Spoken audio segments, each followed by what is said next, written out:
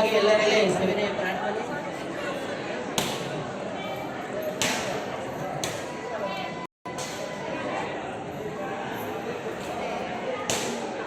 ಪ್ರತಿ ತಿಂಗಳಿಗೂ ಒಬ್ಬೊಬ್ಬ ಸೇವಾಕರ್ತರು ಈ ಒಂದು ಪೌರ್ಣಮಿಯ ಸತ್ಯನಾರಾಯಣ ಸ್ವಾಮಿಯ ವ್ರತವನ್ನ ಮಾಡಿಸ್ತಾ ಇದ್ದಾರೆ. ವಿಶೇಷವಾಗಿ ಈ ತಿಂಗಳು ಬಟ್ಲಹಳ್ಳಿ ಹರೀಶ್ ಲಕ್ಷ್ಮೀ ಜ್ಯುವೆಲರ್ಸ್ ಅವರು ವಿಶೇಷವಾಗಿ ಸತ್ಯನಾರಾಯಣ ಸ್ವಾಮಿಯವರ ವ್ರತವನ್ನು ಇಲ್ಲಿ ಬಂದಿರುವಂತಹ ಎಲ್ಲ ಭಕ್ತ ಮಹಾಶಯರಿಗೂ ಅನ್ನ ಸಮರ್ಪಣೆ ಸೇವೆಯನ್ನು ಮಾಡಿಸ್ತಾ ಇದ್ದಾರೆ. ಹಾಗಾಗಿ ಆ ಒಂದು ಕುಟುಂಬ ಸತ್ಯನಾರಾಯಣ ಸ್ವಾಮಿ ಲಕ್ಷ್ಮೀ ಕೋನಕುಂಡರಾಯ ಸ್ವಾಮಿ ಸದಾ ಅನುಗ್ರಹ ನೀಡಲಿ. ಇಂತಹ ಸೇವೆಯನ್ನ ಇನ್ನಷ್ಟು ಭಕ್ತಾದಿಗಳು ಪ್ರತಿ ತಿಂಗಳಿಗೂ ಒಬ್ಬೊಬ್ಬರು ಮಾಡಿಸಬೇಕಾಗಿ ಎಲ್ಲರಲ್ಲಿ ಸವಿನಯ ಪ್ರಾರ್ಥನೆ. ಅಂತಹ ಶಕ್ತಿ ಚೈತನ್ಯವನ್ನ ಅಂತಹ ಜ್ಞಾನವನ್ನ ಎಲ್ಲರಿಗೂ ನೀಡಲಿ ಅಂತ ಪ್ರಾರ್ಥನೆ ಮಾಡ್ತಾ ಈ ಒಂದು ಕಥೆಯನ್ನು ನಾವು ಪ್ರಾರಂಭ ಮಾಡ್ತಾ ಇದ್ದೀವಿ. ಎಲ್ಲ ಭಕ್ತಿಯಿಂದ ಕೇಳಬೇಕಾಗಿ ಸವಿನಯ ಪ್ರಾರ್ಥನೆ. ಜಯ ಸತ್ಯ ನಾರಾಯಣ ಜಯ ಸತ್ಯ ವಾಮೇಶ ಜಯ ಸತ್ಯ ಲಕ್ಷ್ಮೀ ಪದಯ ಜಯತು ಜಯತು. ಅಖಿಲಾಂಡ ಕೋಟಿ ಬ್ರಹ್ಮಾಂಡ ನಾಯಕನಾಗಿರುವಂತಹ ಆ ಶ್ರೀಮನ್ನಾರಾಯಣ ಈ ಮಾನವನ ಒಂದು ಜನ್ಮವನ್ನ ಕೃತಾರ್ಥ ಮಾಡೋಗೋಸ್ಕರ ಎಷ್ಟೆಷ್ಟೋ ವ್ರತಗಳು ಎಷ್ಟೆಷ್ಟೋ ಪೂಜೆಗಳನ್ನ ನಮಗೆ ಹೇಳಿದ್ದಾನೆ. ಅದರಲ್ಲಿ ಈ ಸತ್ಯನಾರಾಯಣ ಸ್ವಾಮಿ ಪೂಜೆ ಕೂಡ ಒಂದು ಪೂರ್ವ ಕಾಲದಲ್ಲಿ ನೈಮಿಷಾರಣ್ಯ ಒಂದು ಅರಣ್ಯವಿದೆ. ಆ ಅರಣ್ಯದಲ್ಲಿ ಗುರುಗಳು ಶಿಷ್ಯರಿಗೆ ಪಾಠವನ್ನ ಮಾಡ್ತಾ ಇದ್ರೆ ಆ ಸಮಯದಲ್ಲಿ ಶಿಷ್ಯರು ಕೇಳ್ತಾರಂತೆ, ಅಯ್ಯ ಶಿಷ್ಯರೇ, ಗುರುಗಳೇ, ಈ ಒಂದು ಕಲಿಯುಗದಲ್ಲಿ ಮಾನವನು ಮಾಡಿರುವಂತಹ ಎಲ್ಲವೂ ಕೂಡ ನಿವಾರಣೆ ಮಾಡಿಕೊಂಡು ಭಗವಂತನ ಒಂದು ಪಾದಕ್ಕೆ ಸೇರಿಕೊಳ್ಬೇಕಾದ್ರೆ ಏನಪ್ಪ ಮಾಡಬೇಕು ಅಂತ ಕೇಳಿದಾಗ ಆಗ ಗುರುಗಳು ಹೇಳ್ತಾ ಇದ್ರಂತೆ, ಇದೇ ರೀತಿ ಒಂದು ಸಾರಿ ನಾರದರು ಶ್ರೀಮನ್ನಾರಾಯಣಗೆ ಕೇಳಿದರು. ಆಗ ನಾರದರು ಎಂತಹ ವಿಷಯವನ್ನೇ ಹೇಳಿದರು ಅಂತಹ ವಿಷಯವನ್ನೇ ನಿಮಗೂ ಹೇಳ್ತೇನೆ ಕೇಳಿರಿ ಅಂತ ಹೇಳಿ ಪ್ರಾರಂಭ ಮಾಡುತ್ತಾ ಗುರುಗಳು ಹೇಳ್ತಾ ಇದ್ದಾರಂತೆ, ಅತಲ ವಿತಲ ಸುತಲ ತಲ ತಲ ರಸಾತಲ ಮಹಾತಲ ಪಾತಾಲಾದಿ ಸಪ್ತಲೋಕಾನ. ಮೇಲಿಂದ ಕೆಳಗಡೆಗೆ 7 ಲೋಕಗಳಿದಾವೆ, ಭೂಲೋಕದಿಂದ ಕೆಳಗಡೆಗೆ 7 ಲೋಕಗಳಿದಾವೆ. ಒಟ್ಟು ಎಷ್ಟಾಯ್ತು? 14 ಲೋಕಗಳು ಸಂಚಾರ ಮಾಡುವಂತವರು ಯಾರು? ನಾರದ ಮಹರ್ಷಿ. ಅಂತಹ ನಾರದ ಮಹರ್ಷಿ ಸಂಚಾರ ಮಾಡಿಕೊಂಡು ಭೂಲೋಕಕ್ಕೆ ಬಂದರೆ ಅಲ್ಲಿ ಭೂಲೋಕದಲ್ಲಿ ಇರುವಂತಹ ಮಾನವರೆಲ್ಲರೂ ಕೂಡ ತುಂಬಾ ಕಷ್ಟವನ್ನು ಪಡ್ತಾ ಇರ್ತಾರೆ. ಎಂತಹ ಕಷ್ಟ ಅಂದ್ರೆ ಕೆಲವರಿಗೆ ಹಾಕೊಳ್ಳಿಕ್ಕೆ ಬಟ್ಟೆ ಇರುವುದಿಲ್ಲ, ಕೆಲವರಿಗೆ ಆಹಾರವಿರುವುದಿಲ್ಲ, ಕೆಲವರಿಗೆ ವಸತಿ ಇರುವುದಿಲ್ಲ. ಅಂತಹ ಕಷ್ಟವನ್ನು ನೋಡಿ ಇವರಿಗೆ ಏನಾದ್ರೂ ಒಂದು ಮಾರ್ಗವನ್ನ ತೋರಿಸಬೇಕು ಅಂತ ಹೇಳಿ ತಕ್ಷಣವೇ ವೈಕುಂಠಕ್ಕೆ ಹೋಗ್ತಾನೆ. ವೈಕುಂಠದಲ್ಲಿ ಆ ಮಹಾವಿಷ್ಣುವು ಹಾಲಿನ ಸಮುದ್ರದಲ್ಲಿ ಆದಿಶೇಷನ ಮೇಲೆ ನಾಗರ ಹಾವಿನ ಮೇಲೆ ಶಯನಿಸಿ ಮಲಗಿ ಮಹಾಲಕ್ಷ್ಮಿ ದೇವಿ ಪಾದ ಸೇವೆಯನ್ನ ಮಾಡಿಸ್ಕೊಳ್ತಾ ಶಂಕು ಚಕ್ರ ಗದ ಪದ್ಮಗಳನ್ನ ಧಾರಣೆ ಮಾಡಿ ಯೋಗ ನಿದ್ರೆಯಲ್ಲಿ ಧ್ಯಾನವನ್ನ ಮಾಡ್ತಾ ಇದ್ರೆ ಆ ಸಮಯದಲ್ಲಿ ಆ ಮಹಾವಿಷ್ಣುವು ಸುತ್ತು 7 ಪ್ರದಕ್ಷಿಣೆಗಳನ್ನ ಮಾಡ್ತಾರಂತೆ ನಾರದ ಮಹರ್ಷಿ. ಆಗ ಅಯ್ಯ ನಾರದ, ಈಗಲೇ ಭೂಲೋಕಕ್ಕೆ ಹೋದೆ, ಮತ್ತೆ ಬಂದಿದ್ದಲ್ಲ, ಏನಪ್ಪಾ ನಿನ್ನ ವಿಷಯ ಅಂತ ಕೇಳಿದಾಗ, ಅಯ್ಯ ಕೆಳಗಡೆ ಇರುವಂತಹ ಮಾನವರು ಎಂತಹ ಜೀವನವನ್ನ ಮಾಡ್ತಿದ್ದಾರೆ, ಅವರ ಕಷ್ಟವೇನು, ಏನಾದ್ರೂ ನಿಮಗೆ ಯೋಚನೆ ಇದೆಯಾ ಸ್ವಾಮಿ ಅಂತ ಕೇಳಿದಾಗ ಆಗ ಮಹಾವಿಷ್ಣು ಹೇಳ್ತಾರಂತೆ, ನಾನು ಈ ಮಾನವ ಜನ್ಮವನ್ನ ಧರ್ಮವನ್ನ ತೊಳ್ಕೊಂಡು ನಮ್ಮ ಪಾದ ಸೇವೆ ಮಾಡಕ್ಕೆ ಬನ್ನಿ ಅಂತ ಹೇಳಿದ್ದೇನೆ. ಆದ್ರೆ ಅವ್ರು ಏನ್ ಮಾಡ್ತಾ ಇದಾರೆ, 7 ಜನ್ಮಗಳಿಗೆ ಬೇಕಾಗಿರುವಂತಹ ಪಾಪಗಳನ್ನ ಇದೇ ಜನ್ಮದಲ್ಲಿ ಮಾಡಿಕೊಂಡು ಸಂಸಾರದಲ್ಲಿ ಸುತ್ತಾಡುತ್ತಾ ಇದ್ದಾರೆ. ಅದರಿಂದನೇ ಪುನರಪಿ ಜನನಂ ಪುನರಪಿ ಮರಣಂ ಅನ್ನೋದೇ ಸಂಸಾರದಲ್ಲಿ ಇದ್ದಾರೆ ಅಂತ ಹೇಳಿದಾಗ, ಸ್ವಾಮಿ ಗೊತ್ತಿದ್ದರಾದಂತಹ ಪಾಪವನ್ನ ಮಾಡಿದರೆ ಅವರಿಗೆ ಪರಿಹಾರ ತೋರಿಸಿ ಒಂದು ದಾರಿವನ್ನ ತೋರಿಸಿ ಅಂತ ಕೇಳಿದಾಗ ಆಗ ಮಹಾವಿಷ್ಣು ಹೇಳಿದಂತೆ, ಈ ಒಂದು ಭೂಲೋಕದಲ್ಲಿ ಯಾವ ಮನುಷ್ಯನೋ ಯಾವ ಭಕ್ತನೋ ಸತ್ಯನಾರಾಯಣ ಸ್ವಾಮಿ ಪೂಜೆಯನ್ನು ಮಾಡುತ್ತಾನೋ ಅವನಿಗಿರುವಂತಹ ಎಲ್ಲ ಕಷ್ಟ ಕಾರ್ಪಣೆಗಳು ನಿವಾರಣೆ ಆಗುತ್ತವೆ ಅಂತ ಹೇಳಿದ. ಸರಿ ಸ್ವಾಮಿ, ಏನು ಚೆನ್ನಾಗಿದೆ, ಈ ವ್ರತವು ಯಾರು ಮಾಡಬೇಕು, ಇದಕ್ಕೆ ವಿಧಿ ನಿಯಮಗಳೇನು ಅಂತ ಕೇಳಿದಾಗ ಈ ಒಂದು ವ್ರತ ಬ್ರಾಹ್ಮಣ, ಕ್ಷತ್ರಿಯ, ವೈಶ್ಯ, ಶೂದ್ರ ಅನ್ನುವಂತಹ 4 ಜಾತಿಯವರು ಈ ಒಂದು ವ್ರತವನ್ನು ಮಾಡಬಹುದು. ಮನುಷ್ಯನಿಗೆ ಯಾವಾಗ ಸತ್ಯನಾರಾಯಣ ಸ್ವಾಮಿ ಪೂಜೆ ಮಾಡಬೇಕೆಂಬ ಅಪೇಕ್ಷೆ ಉಂಟಾಗುತ್ತೋ ಆ ದಿವಸವೇ ಸತ್ಯನಾರಾಯಣ ಸ್ವಾಮಿ ಪೂಜೆ ಮಾಡಬಹುದು. ರಾಹುಕಾಲ, ಯಮಗಂಡಕಾಲ, ಮುಹೂರ್ತ, ಲಗ್ನ ಮುಹೂರ್ತ ಯಾವುದೂ ಸಹ ಇಲ್ಲ ಅಂತ ಹೇಳ್ತಾರೆ. ಸ್ವಾಮಿಗೆ ಇಷ್ಟವಾದ ಪ್ರಸಾದ ರವೆಯಿಂದ ಮಾಡಿರುವಂತಹ ಪ್ರಸಾದ, ಅಂತಹ ಪ್ರಸಾದವನ್ನ ಮಾಡಿ ಸ್ವಾಮಿಗೆ ಬ್ರಾಹ್ಮಣ ಬಂಧುಗಳನ್ನ ಕರೆದು ಸತ್ಯನಾರಾಯಣ ಸ್ವಾಮಿ ಕಥೆಯನ್ನು ಕೇಳಿ ಈ ಸತ್ಯನಾರಾಯಣ ಸ್ವಾಮಿ ಪರಿಪೂರ್ಣ ಅನುಗ್ರಹವನ್ನು ಪಡೆದಾಗ ಆ ಸತ್ಯನಾರಾಯಣ ಸ್ವಾಮಿ ಅನುಗ್ರಹ ಲಭ್ಯವಾಗಿದೆ ಅಂತ ಹೇಳ್ತಾರಂತೆ. ಅಲ್ಲಿಗೆ ಮೊದಲನೆಯ ಕಥೆಯು ಸಮಾಪ್ತವಾಗಿದೆ. ಜಯ ಸತ್ಯ ನಾರಾಯಣ ಜಯ ಸತ್ಯ ಭಾಮೇಶ ಜಯ ಸತ್ಯ ಲಕ್ಷ್ಮೀ ಜಯತು ಜಯತು.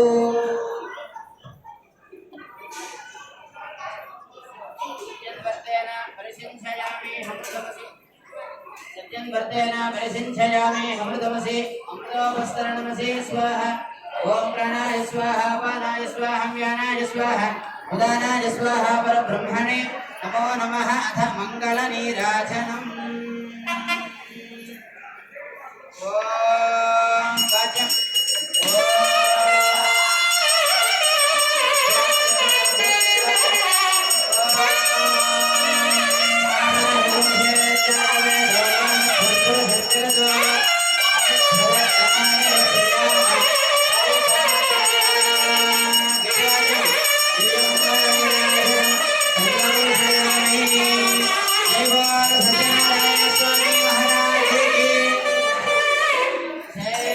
ಗೋವಿಂದ ಗೋವಿಂದ ಸತ್ಯನಾರಾಯಣ ಸ್ವಾಮಿನೇ ನಮಃ. ಈಗ ಎರಡನೇ ಕಥೆಯು ಪ್ರಾರಂಭವಾಗ್ತಾ ಇದೆ. ಅದೇ ಕಾಶಿ ಕ್ಷೇತ್ರದಲ್ಲಿ ಬಡ ಬ್ರಾಹ್ಮಣ ಅಂತ ಒಬ್ಬ ಬ್ರಾಹ್ಮಣ ಇರ್ತಾನೆ.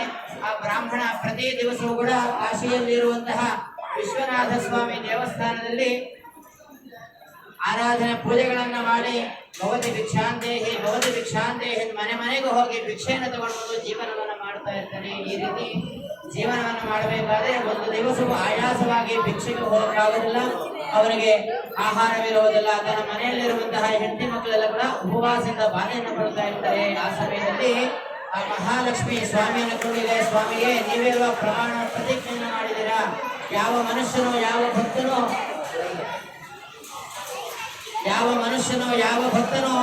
ನಿನ್ನ ಒಂದು ಧ್ಯಾನದಲ್ಲಿರ್ತಾನೋ ಅವನ ಯೋಗಕ್ಷೇಮಗಳನ್ನು ನೋಡುವಂತ ಕರ್ತವ್ಯ ನಂದು ಅಂತ ಹೇಳಿದಿರಾ. ಆದ್ರೆ ಈ ಬ್ರಾಹ್ಮಣ ಏನ್ ಮಾಡ್ತಿದ್ದಾನೆ, ನಿನ್ನ ಧ್ಯಾನದಲ್ಲಿದ್ದಾನೆ. ತನ್ನ ಹೆಂಡತಿ ಮಕ್ಕಳು ಏನ್ ಮಾಡ್ತಾ ಇದಾರೆ, ಹಸುವಿನಿಂದ ಬಾಧೆ ಪಡ್ತಿದ್ದಾರೆ. ಇದಕ್ಕೆಲ್ಲರೂ ಕಾರಣ ನೀನೇ ಸ್ವಾಮಿ ಅಂತ ಹೇಳಿದಾಗ ತಕ್ಷಣವೇ ವಯಸ್ಸಾಗಿರುವಂತಹ ಬ್ರಾಹ್ಮಣ ರೂಪದಲ್ಲಿ ಕೆಳಗಡೆಗೆ ಬಂದು, ಅಯ್ಯ ಬ್ರಾಹ್ಮಣ ನಿನ್ನ ಕಷ್ಟ ಏನಯ್ಯ ಅಂತ ಕೇಳಿದಾಗ ಆಗ ಬ್ರಾಹ್ಮಣ ಹೇಳ್ತಾ ಇದ್ದಾನಯ್ಯ, ನಾನು ಬ್ರಾಹ್ಮಣ, ಪ್ರತಿನಿತ್ಯ ಪೂಜೆ ಮಾಡ್ತೀನಿ, ದರಿದ್ರ ಪರಿಸ್ಥಿತಿ ಸ್ವಾಮಿ, ಭಿಕ್ಷೆಗೆ ಹೋದ್ರೆ ನನ್ನ ಜೀವನ, ಭಿಕ್ಷೆಗೆ ಹೋಗ್ಲಿಲ್ಲ ಅಂದ್ರೆ ನನ್ನ ಜೀವನವೇ ಇಲ್ಲ, ಅದಕ್ಕೆ ಏನಾದ್ರೂ ಒಂದು ಮಾರ್ಗವನ್ನ ತೋರಿಸಿ ಅಂತ ಹೇಳಿದಾಗ ನೀವು ಸತ್ಯನಾರಾಯಣ ಸ್ವಾಮಿ ಪೂಜೆಗೆ ಒಳ್ಳೇದಾಗುತ್ತೆ ಅಂತ ಹೇಳಿ ಅವರು ಮಾಯವಾಗಿರ್ತಾರೆ. ಹಾಗಾಗಿ ಸಂಕಲ್ಪವನ್ನ ಮಾಡಿಕೊಂಡು ಮಾರನೇ ದಿವಸ ಭಿಕ್ಷೆಗೆ ಹೋಗ್ತಾರಂತೆ. ಯಾವತ್ತೂ ಬರೆದಿರುವಂತಹ ಭಿಕ್ಷೆ ಆ ದಿನ ಬರುತ್ತೆ. ಸಂತೋಷವಾಗುತ್ತೆ. ಸತ್ಯನಾರಾಯಣ ಪೂಜೆ ಮಾಡುತ್ತೇನೆ ಅಂತ ಹೇಳಿದ್ರೆ ಇಷ್ಟು ಸಿಕ್ಕಿದೆಯಲ್ಲ, ಇದು ಮಾಡಿದ್ರೆ ಎಷ್ಟು ಸಿಗಬಹುದು ಅಂತ ಹೇಳಿ ತಕ್ಷಣವೇ ಬಂಧುಗಳನ್ನ ಬ್ರಾಹ್ಮಣನ ಕರೆಸಿ ಶಾಸ್ತ್ರ ನಾರಾಯಣ ಸ್ವಾಮಿ ಪೂಜೆಯನ್ನು ಮಾಡ್ತಾರಂತೆ. ಪೂಜೆ ಮಾಡೋದ್ರಿಂದ ದಿನೇ ದಿನೇ ಅವರಿಗೆ ಕಷ್ಟವು ನಿವಾರಣೆಯಾಗಿ ಆ ಸ್ವಾಮಿ ಒಂದು ಅನುಗ್ರಹ ಲಭ್ಯವಾಗುತ್ತೆ.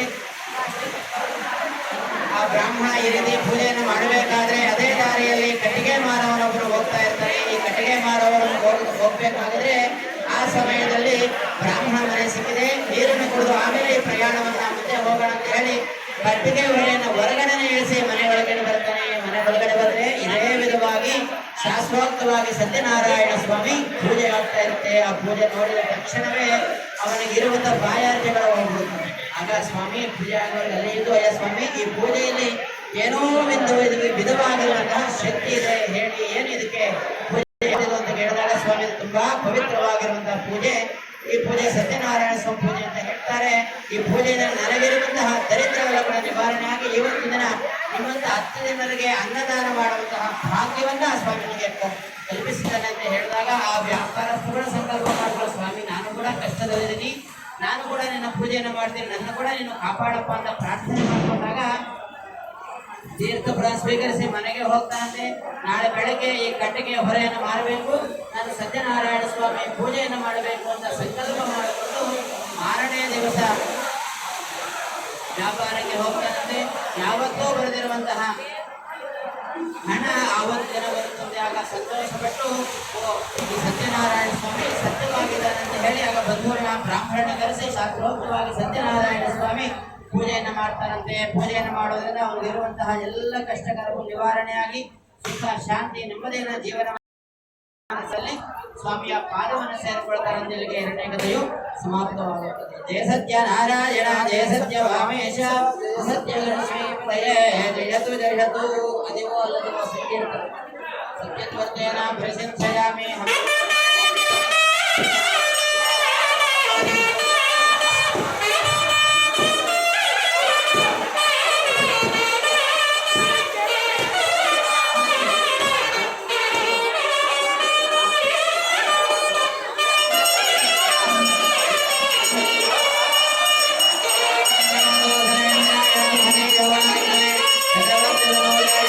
ಸರ್ವಭೌಮಾಯ ಮಂಗಳಂ ದಿವ್ಯಮಂಗಲರಾಜನಂ ಸಕಲಂ ಶರಣಾಮಿ ಗೋವಿಂದ ರಕ್ಷಾಮಿ.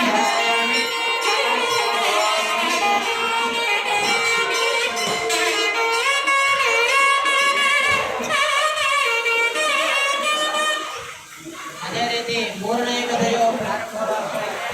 ಕಾಶಿ ಕ್ಷೇತ್ರದಲ್ಲಿ ಉಲ್ಕಮುಖ ಅನ್ನುವಂತಹ ಮಹಾರಾಜ ಇರ್ತಾನೆ. ಆ ಮಹಾರಾಜನ ಧರ್ಮಪತ್ನಿ ಅಂದ್ರು ಭದ್ರಶೀಲ.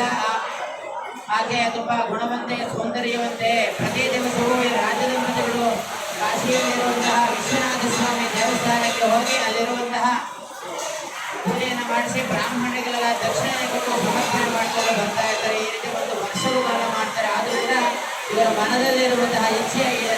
ಆಗ ಸ್ವಾಮಿ ಪರಮೇಶ್ವರನ ಪೂಜೆ ಮಾಡಿ ಮಾಡಿ ಸಾಕಾಗಿದೆ, ಏನಾದರೂ ಒಂದು ಮಾರ್ಗವನ್ನು ತೋರಿಸಿ ಸ್ವಾಮಿ ಅಂತ ಕೇಳಿದಾಗ ಆಗ ಸ್ವಾಮಿ ಹೇಳ್ತಾ ಇದ್ದಾರಂತೆ, ನೀವು ಸತ್ಯನಾರಾಯಣ ಸ್ವಾಮಿ ಮಾಡಿ ನೀವು ಖಂಡಿತವಾಗೂ ಸಂತಾನ ಭಾಗ್ಯವಾಗುತ್ತೆ ಅಂತ ಹೇಳಿದಾಗ ಅವರು ಶಾಸ್ತ್ರೋಕ್ತವಾಗಿ ಬ್ರಾಹ್ಮಣರನ್ನು ಕರೆಸಿ ಅದೇ ನದಿ ತೀರದಲ್ಲಿ ಸತ್ಯನಾರಾಯಣ ಪೂಜೆಯನ್ನು ಮಾಡ್ತಾರೆ. ಸ್ವಾಮಿಯ ಒಂದು ಅನುಗ್ರಹದಿಂದ ಅವರಿಗೆ ಸಂತಾನ ಭಾಗ್ಯವಾಗುತ್ತದೆ. ಯಾವಾಗ ಸತ್ಯನಾರಾಯಣ ಪೂಜೆ ಮಾಡಿರುತ್ತೋ ಆ ಸಮಯದಲ್ಲಿ ಅದೇ ನದಿ ತೀರದಲ್ಲಿ ಸತ್ಯನಾರಾಯಣ ಪೂಜೆಯನ್ನು ಮಾಡ್ತಾ ಇರ್ತಾರೆ. ಈ ರೀತಿ ಪೂಜೆಯನ್ನು ಮಾಡ್ತಾ ಇರ್ತಾರೆ. ಅದೇ ದಾರಿಯಲ್ಲೊಬ್ಬ ವ್ಯಾಪಾರಸ್ಥ ಹೋಗ್ತಾ ಇರ್ತಾನೆ. ವ್ಯಾಪಾರಸ್ಥನಿಗೆ ಬಂದು ಕೂತ್ಕೊಂಡು ಆಶ್ಚರ್ಯ ಬೀಳ್ತಾನಂತೆ. ಆಶ್ಚರ್ಯ ಬಿದ್ದು ಪೂಜೆ ಆದ ನಂತರ ಕೇಳ್ತಾನಂತೆ, ಅಯ್ಯ ಮಹಾರಾಜರೇ, ನೀವು ಪೂಜೆ ಏನಕ್ಕೆ ಈ ತರ ಮಾಡ್ತಿದ್ದೀರಾ? ಭಗವಂತ ನಿಮಗೆ ಬೇಕಾಗಿರುವಂತಹ ಎಲ್ಲ ಸೌಭಾಗ್ಯಗಳನ್ನು ಕೊಟ್ಟಿದ್ದಾನೆ, ಆದ್ರೂ ನೀವು ಪೂಜೆ ಏನಕ್ಕೆ ಮಾಡಬೇಕು ಅಂತ ಕೇಳಿದಾಗ ಆಗ ಮಹಾರಾಜರು ಹೇಳ್ತಾರಂತೆ, ಅಯ್ಯ ಮಾನವ ಜನ್ಮ ಅಂತ ಕೊಟ್ಟ ಮೇಲೆ ಪ್ರತಿಯೊಬ್ಬರು ಕೂಡ ಒಂದು ಕೊರತೆಯನ್ನು ಮಾಡಿರ್ತಾನೆ ಭಗವಂತ.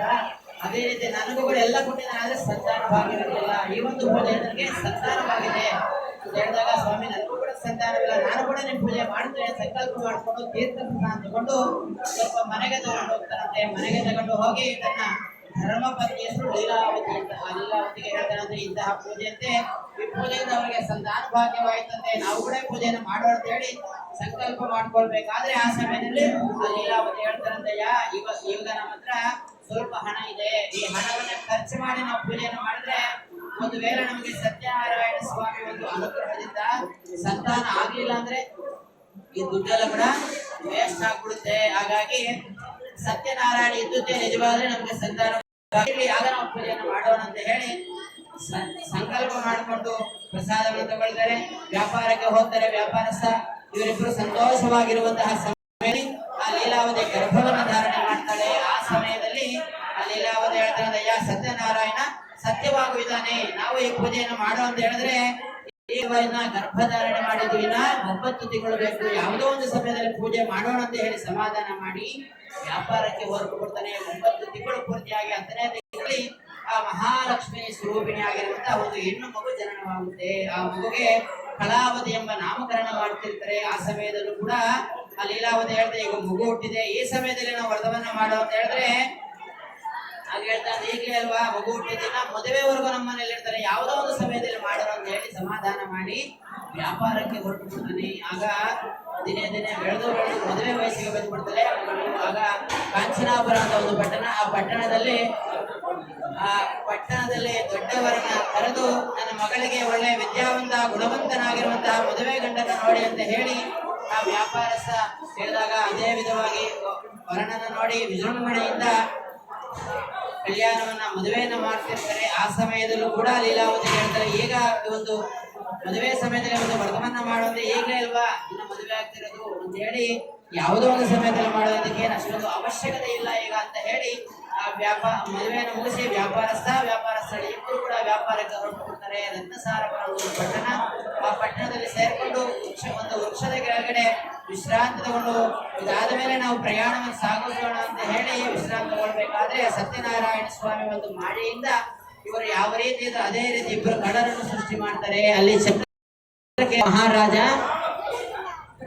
ಪರಿಪಾಲನೆ ಮಾಡ್ತಾ ಇರ್ತಾನೆ. ಇವರಿಬ್ಬರಿಗೂ ಏನೇನ್ ದ್ರವ್ಯಗಳು ಸಿಗ್ತಾವೆಲ್ಲವುಗಳ ತಗೊಂಡು ಬಂದು ಇವರಿರುವಂತಹ ಸ್ಥಳದಲ್ಲೇ ಇಟ್ಟು ಮಾಯವಾಗ್ಬಿಡ್ತಾರೆ. ಆ ರಾಜಭಟರು ಬಂದು ನೋಡಿದ್ರೆ ದ್ರವ್ಯವೆಲ್ಲ ಕೂಡ ಇಲ್ಲೇ ಇರುತ್ತೆ, ಅಲ್ಲ ನೋಡಿದವರು ಇವರೇ ಅಂತ ಹೇಳಿ ಅವರ ಹಗ್ಗಗಳಿಂದ ಕಟ್ಟಿ ರಾಜನ ಸಮೀಪಕ್ಕೆ ಕರ್ಕೊಂಡು ಹೋಗ್ತಾರೆ. ಅಯ್ಯ ಮಹಾರಾಜರೇ, ಇಬ್ಬರು ಕಳ್ಳರನ್ನ ನಾವು ದ್ರವ್ಯ ಸಮೇತವಾಗಿ ತಂದಿದ್ದೇವೆ, ಇವರನ್ನ ಬಂಧಿಸಿ ಶಿಕ್ಷಿಸಿ ಅಂತ ಹೇಳಿದಾಗ ಇವರು ಹೇಳ್ತಿರ್ತಾರೆ, ನಾವು ಸ್ವಾಮಿ ವ್ಯಾಪಾರಸ್ಥರು, ನಾವು ಕಳ್ಳರು ಅಂತ ಹೇಳಿದ್ರು ಕೂಡ ಸ್ವಾಮಿ ಮಾಯೆಯಿಂದ ಇವಳು ಹೇಳುವ ಮಾತುಗಳು ಅವರಿಗೆ ಕೇಳಿಸಲ್ಲ. ಆಗ ಇವರ ಕಾರಾಗೃಹದಲ್ಲಿ ಆಗ್ಬಿಡಿ ಅಂತ ಹೇಳ್ತಾರೆ. ಕಾರಾಗೃಹದಲ್ಲಿ ಆಗ್ತಾರೆ. ಸತ್ಯನಾರಾಯಣ ಸ್ವಾಮಿ ಮಾಳಿಯಿಂದ ಇವರ ಮನೆಯಲ್ಲಿರುವಂತಹ ಎಲ್ಲ ದವಸ ಧಾನ್ಯಗಳೆಲ್ಲ ಕೂಡ ಅಳತನವಾಗ್ಬಿಡುತ್ತೆ. ಕಲಾವತಿ ಲೀಲಾವತಿ ಇಬ್ರು ಕೂಡ ಮನೆ ಮನೆಗೂ ಭಿಕ್ಷೆಗೆ ಹೋಗಿ ಭಿಕ್ಷೆ ತಗೊಂಡ್ಬಂದು ಜೀವನವನ್ನ ಮಾಡ್ತಾ ಇರ್ತಾರೆ. ಈ ಸಮಯದಲ್ಲಿ ಆ ಕಲಾವತಿ ಒಂದು ಮನೆಗೆ ಭಿಕ್ಷೆಗೆ ಹೋಗ್ತಾಳೆ. ಬ್ರಾಹ್ಮಣ ಮನೆಗೆ ಭಿಕ್ಷೆಗೆ ಹೋದ್ರೆ ಅಲ್ಲಿ ಸತ್ಯನಾರಾಯಣ ಸ್ವಾಮಿ ಪೂಜೆಯನ್ನ ಮಾಡ್ತಾರೆ. ಬರೋಷ್ಟು ಸಮಯವಾಗ್ಬಿಡುತ್ತೆ. ಆಗ ಲೀಲಾವತಿ ಕೇಳಿದಾಗ ಅಮ್ಮ ಸತ್ಯನಾರಾಯಣ ಸ್ವಾಮಿ ಪೂಜೆ ಆಗುತ್ತೆ, ಅದಕ್ಕೆ ವಿಳಂಬವಾಯಿತು ಅಂತ ಹೇಳಿದಾಗ ಆಗ ಲೀಲಾವತಿ ಕಣ್ಣೀರು ಹಾಕೊಂಡು ಅಮ್ಮ ಆ ಪ್ರಸಾದದಿಂದಲೇ ನೀನು ನಮಗೆ ಜನನವಾಗಿದ್ದು, ಆ ಪೂಜೆ ಮಾಡದಿರೇ ಇರೋದ್ರಿಂದ ನಮ್ಗಿಂತಹ ಕಷ್ಟವೂ ಬರ್ತಿದ್ದೆ. ತಕ್ಷಣವೇ ಸಾಷ್ಟಾಂಗ ನಮಸ್ಕಾರವನ್ನಾಗಯ್ಯ ಸತ್ಯನಾರಾಯಣ, ನನ್ನ ಪತಿ ಮಾಡಿರುವ ಅಪರಾಧವನ್ನು ಕ್ಷಮಿಸು ಸ್ವಾಮಿ, ನಾನು ನಿನ್ನ ಪೂಜೆಯನ್ನು ಮಾಡುತ್ತೇನೆ ಅಂತ ಹೇಳಿ ಸಂಕಲ್ಪ ಮಾಡಿಕೊಂಡಾಗ ತಕ್ಷಣ ಸಂತುಷ್ಟನಾಗಿ ಚಂದ್ರಕೇತು ಅನ್ನುವಂತಹ ಮಹಾರಾಜರ ಕನಸಿನಲ್ಲಿ ಕಾಣಿಸಿಕೊಂಡು, ಓ ಮಹಾರಾಜ, ನಿನ್ನ ಬಂಧನದಲ್ಲಿರೋ ಇಬ್ಬರು ಕೂಡ ಕಳ್ಳರಲ್ಲ, ನನ್ನ ಭಕ್ತರು, ಅವರನ್ನು ನಾಳೆ ಬಿಡುಗಡೆ ಮಾಡಬೇಕು ನೀನು, ಇಲ್ಲದಿದ್ದರೆ ನನಗೆ ಕಷ್ಟಕಾಲ ಪ್ರಾಪ್ತವಾಗುತ್ತೆ ಅಂತ ಹೇಳಿದಾಗ ತಕ್ಷಣವೇದು ಅಲ್ಲಿರುವಂತಹ ಸಭಾದ ಎಲ್ಲರನ್ನ ಕರೆಸಿ ಅವರನ್ನ ಕರೆಸಿ ಸನ್ಮಾನವನ್ನು ಮಾಡಿ ಹೊರಲಾರಷ್ಟು ವಜ್ರ ವೈಢೂರ್ಯ ಗೋಮೇದಿಗಳನ್ನು ಅವರಿಗೆ ಕೊಟ್ಟು ಅವರ ಗ್ರಾಮಕ್ಕೆ ಕಳಿಸ್ಕೊಡ್ತಾರೆ. ಇಲ್ಲಿಗೆ ಮೂರನೇ ಕಥೆಯು ಸಮಾಪ್ತವಾಗುತ್ತದೆ. ಜಯ ಸತ್ಯ ನಾರಾಯಣ, ಜಯ ಸತ್ಯ ವಾಮೇಶ, ಜಯ ಸತ್ಯ ಲಕ್ಷ್ಮೀಪತೆ, ಜಯತು ಜಯತು. ಸತ್ಯನ್ವರ್ತೇನ ಪರಿಸಂಖ್ಯಾಮಿ ಅಮೃತಮಸಿ ಅಮೃತೋಪಸ್ತರಣಮದೇ ಸ್ವಾಹ. ಓಂ ಹಂ ಹಂ ಹಂ ಹಂ ಹಂ ಇದಮಿದಂ ಗೃಹಾಣ ಸ್ವಾಹ. ಮಂಗಳ ನಿರಾಧನೋ ವೇದ ವೇದಾಂತ ವೇದ್ಯಾಯ ಮೇಘಶ್ಯಾಮಲ ಮೂರ್ತಯೇ ಪುಂಸಾಂ ಮೋಹನ ರೂಪಾಯ ಪುಣ್ಯಸ್ವದಾಯ ಮಂಗಳಂ. ಗಿಟಿವಾದ್ಯಂ. ಓಂ ವೇದ ವೇದಾಂತ ವೇದ್ಯಾಯ ಮೇಘಶ್ಯಾಮಲ ಮೂರ್ತಯೇ ಪುಂಸಾಂ ಮೋಹನ ರೂಪಾಯ ಪುಣ್ಯಸ್ವದಾಯ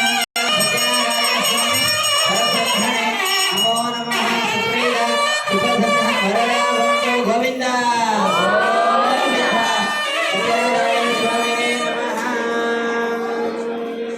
ಈಗ ನಾಲ್ಕನೇ ಕಥೆಯು ಪ್ರಾರಂಭವಾಗ್ತಾ ಇದೆ. ಅದಾದ ನಂತರ ನಿತ್ಯ ಕರ್ಮಗಳನ್ನ ಮುಗಿಸ್ಕೊಂಡು ನನ್ನ ಗ್ರಾಮಕ್ಕೆ ಹೊರಡೋಣ ಅಂತ ಹೇಳಿ ನಿತ್ಯ ಕರ್ಮಗಳನ್ನ ಮಾಡಿಕೊಳ್ತಾ ಇದ್ರೆ ಆ ಸಮಯದಲ್ಲಿ ಆ ಸತ್ಯನಾರಾಯಣ ಸ್ವಾಮಿ ಸನ್ಯಾಸ ವೇಷಧಾರಿಯಾಗಿ ಬಂದು, ಅಯ್ಯ ನಿಮ್ಮ ಹಣೆಗೆ ನನಗೂ ಸ್ಥಳವಿದೆಯಾ, ನಾನು ಕೂಡ ಈ ನದಿಯನ್ನು ದಾಟಬೇಕು ಸ್ವಾಮಿ ಅಂತ ಕೇಳಿದಾಗ ಆಗ ವ್ಯಾಪಾರಸ್ಥರು ಹೇಳ್ತಾರೆ, ಅಯ್ಯ ಸ್ವಾಮಿ, ನಾವು ಆಯುರ್ವೇದ ಪಂಡಿತರು, ಈ ಮೂಲಿಕೆಗಳ ಸಂಗ್ರಹಣೆಗೋಸ್ಕರ ಈ ಒಂದು ಅರಣ್ಯಕ್ಕೆ ಬಂದಿದ್ದೇವೆ, ನಾವಿನ್ನು 6 ತಿಂಗಳಾಗುತ್ತೆ ಹೋಗೋದು ಅಂತ ಹೇಳಿದಾಗ ನಿಮ್ಮ ಮಾತು ಯಥಾರ್ಥವಾಗಲಿ ತಥಾಸ್ತು ಅಂತ ಹೇಳಿ ಅವರು ಹೊರಡ್ತಾರೆ. ಸ್ವಲ್ಪ ದೂರ ಅವರ ಪ್ರಯಾಣವನ್ನ ಸಾಗಿಸಿ ಆ ಮಹಾರಾಜರು ಏನೇನು ಎಂತಹ ವಜ್ರ ವೈಢೂರ್ಯಗಳು ಕೊಟ್ಟಿದ್ದಾರೋ ನೋಡೋಣ ಅಂತ ಹೇಳಿ ಗಂಟನ್ನು ಬಿಚ್ಚಿದಾಗ ಅವೆಲ್ಲವೂ ಕೂಡ ಮೂಲಿಕೆಗಳಾಗ್ಬಿಟ್ಟಿರುತ್ತೆ. ತಕ್ಷಣವೇ ಬಿದ್ದೋಗ್ತಾರೆ. ಸ್ವಲ್ಪ ಸಮಯದ ನಂತರ ಎದ್ದೇಳ್ತಾರೆ. ಅಳಿಯ, ಅಯ್ಯ, ಮಾವ, ಎದಕ್ಕೆ ಬಾಧಪಡುತ್ತಿದೀಯಾ, ನೀನೇ ಅಲ್ವಾ ಮೂಲಿಕೆಗಳು ಅಂತ ಹೇಳಿದ್ರೆ ಎಲ್ಲವೂ ಕೂಡ ಮೂಲಿಕೆಗಳಾಗಿದೆ. ಮತ್ತೆ ಸ್ಥಳಕ್ಕೆ ಹೋಗಿ ನಾವು ಶರಣಾಗಿದ್ದರಾದ್ರೆ ನಮ್ಮ ಸ್ಥಳವು ನಮಗೆ ಸಿಗಬಹುದೇನೋ ಅಂತ ಹೇಳಿ ಮತ್ತೆ ಅಲ್ಲಿಗೆ ಬಂದು ಸ್ವಾಮಿನ ಧ್ಯಾನ ಮಾಡ್ತಾರೆ. ಧ್ಯಾನ ಮಾಡಿದಾಗ ಸ್ವಾಮಿ ಅನುಗ್ರಹವನ್ನು ಪಡೆದು ಮತ್ತೆ ತನ್ನ ಗ್ರಾಮಕ್ಕೆ ಹೊರಡ್ತಾರೆ. ಮತ್ತೆ ಅಲ್ಲಿ ಸ್ವಲ್ಪ ದೂರ ಪ್ರಯಾಣ ನೋಡಿದಾಗ ಅವೆಲ್ಲವೂ ಕೂಡ ವಜ್ರ ವೈಢೂರ್ಯಗಳಾಗಿ ಆಗಿದ್ದಾಗ ಸಂತೋಷಪಟ್ಟು ತನ್ನ ಗ್ರಾಮಕ್ಕೆ ಬರ್ತಾರೆ. ಗ್ರಾಮಕ್ಕೆ ಬಂದು ಇನ್ನ ಮನೆಗೆ ಹೋಗೋಷ್ಟರಲ್ಲಿ ಎಂತಹ ವಿಘ್ನಗಳು ಬರ್ತಾವೋ ಅಂತ ಹೇಳಿ ಅದೇ ನದಿ ತೀರದಲ್ಲೇ ಸತ್ಯನಾರಾಯಣ ಸ್ವಾಮಿ ಪೂಜೆಯನ್ನ ಮಾಡ್ತಾರಂತೆ. ಪೂಜೆಯನ್ನ ಮಾಡಿ ಆ ಸ್ವಾಮಿಯ ಒಂದು ಅನುಗ್ರಹದಿಂದ ಇದ್ದಷ್ಟು ಕಾಲ ಸುಖಮಯವಾಗಿರುವಂತಹ ಜೀವನವನ್ನು ಸಾಗಿಸಿ ಅಂತ್ಯಕಾಲದಲ್ಲಿ ಮೋಕ್ಷ ಪ್ರಾಪ್ತಿಯನ್ನು ಪಡೆಯುತ್ತಾರಂತೆ. ಅಲ್ಲಿಗೆ 4ನೇ ಕಥೆಯು ಸಮಾಪ್ತವಾಗುತ್ತದೆ. ಜಯ ಸತ್ಯ ಜಯ ಸತ್ಯ ಭಾಮೇಶ, ಜಯ ಸತ್ಯ ಲಕ್ಷ್ಮೀಪದಯ, ಜಯತು ಜಯತು ಹಂ ಹಂ ಹಂ ಹಂ ಹಂ ಇದಮಿದಂ ಗೃಹಾಣ ಸ್ವಾಹ. ಮಂಗಳ ನೀರಾಜನ ಗಿಟಿವಾದ್ಯಂ. ಓಂ ಹಿರಣ್ಯಗಾತ್ರಂ ನಮೋ ಪೂರ್ಣಂ ದದಾದೆ ನಿರ್ಯಾಧಾನೇತಿ ಏಕದಾ ಬ್ರಹ್ಮಣೋದಹರತೆ ಯಸ್ತೇಜೋ ವಿದಾರಿ ಪ್ರಿಯಂಗರೈರಾಜನಂ ಸಂದರ್ಶಯಾಮಿ ರಕ್ಷರಕ್ಷಾಂ ಕಾರಯಾಮಿ ನಮಸ್ಕಾರ. ಗೋವಿಂದ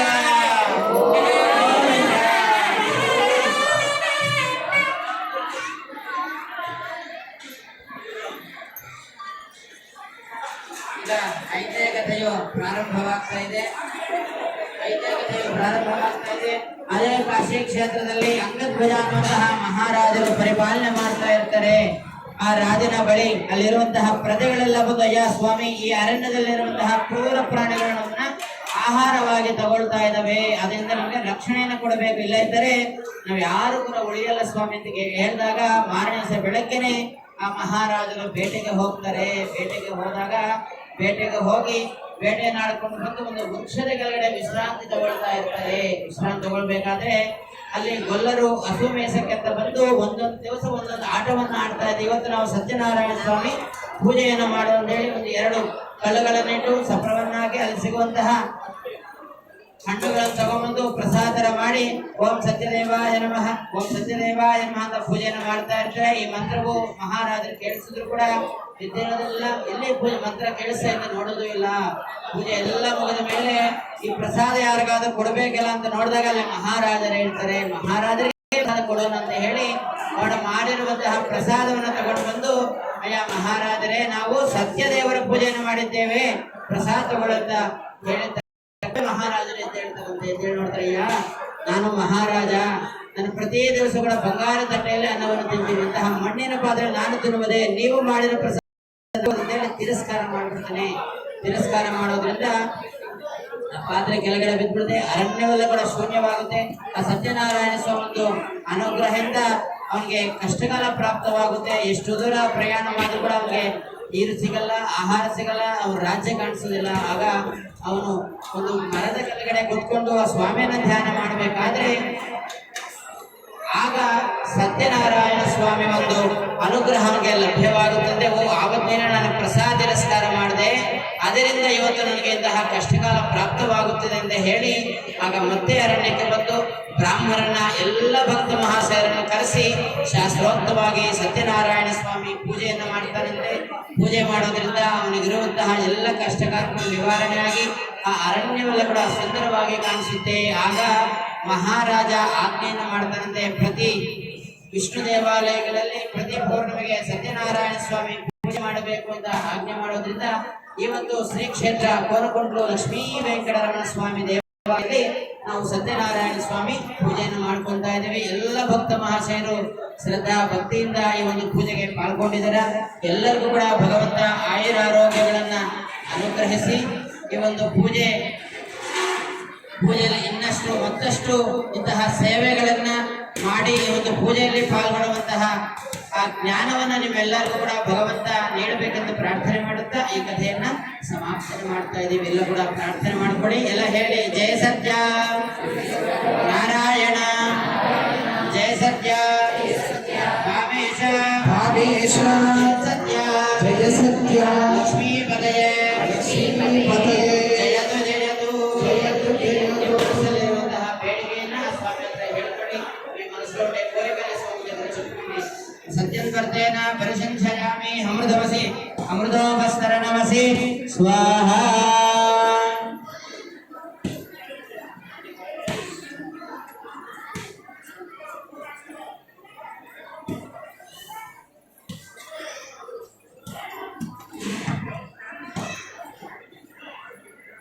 सत्यं वर्तेन प्रसिञ्चयामि अमृतमसि अमृतोपस्तरणमसि स्वाहा.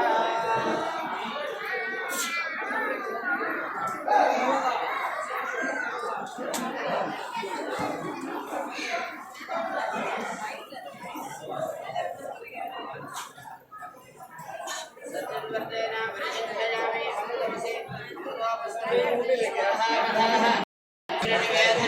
समर्पयामि.